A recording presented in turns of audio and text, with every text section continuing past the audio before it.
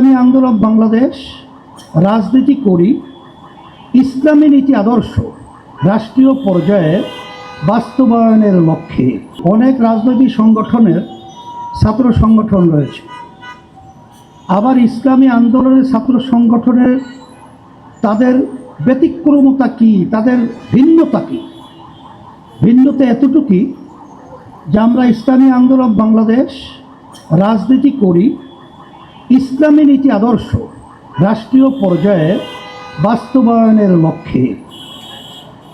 এবং ইসলামী আন্দোলন বাংলাদেশের যত সহযোগী সংগঠনগুলো রয়েছে তাদেরও লক্ষ্য উদ্দেশ্য হবে ইসলামকে রাষ্ট্রীয় পর্যায়ে ব্যক্তি থেকে শুরু করে বাস্তবায়নের লক্ষ্যে।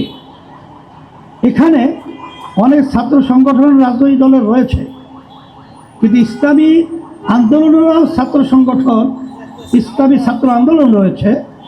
আমি ছেলেদেরকে বলবো, ইসলামের যে নীতি আদর্শগুলো রয়েছে এই গুণে যদি আমরা গুণান্বিত হতে পারি, আমি দ্ব্যর্থহীন কণ্ঠে তোমাদের কাছে ঘোষণা করতে পারি, সেদিন বেশি দেরি নয়, যেদিন এই বাংলাদেশের মধ্যে ৯৫ জন মুসলমানের দেশে আলেম উলামা এবং পীর মাশায়েখ এবং যেখানে রাস্তার মোড়ে মোড়ে মসজিদ মাদ্রাসা রয়েছে, সেই নীতি আদর্শ আল্লাহর ফজলে করবে রাষ্ট্রীয় পর্যায়ে কালিমা খচিত পতাকা পথ করে উঠতে থাকবে ইনশাআল্লাহ।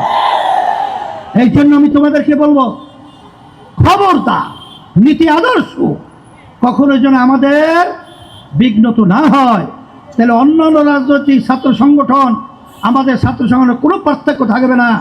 এটা ছাত্র আন্দোলনের নীতি আদর্শ নয়। এই জন্য আমি তোমাদের জন্য দোয়া করি, আমিও দোয়া চাই যে আল্লাহ যেন আমাদেরকে দ্বীনের এবং ইসলামের, বিশেষ করে দেশ এবং মানবতার কল্যাণে আমাদেরকে কাজ করার তৌফিক আল্লাহ দান করেন।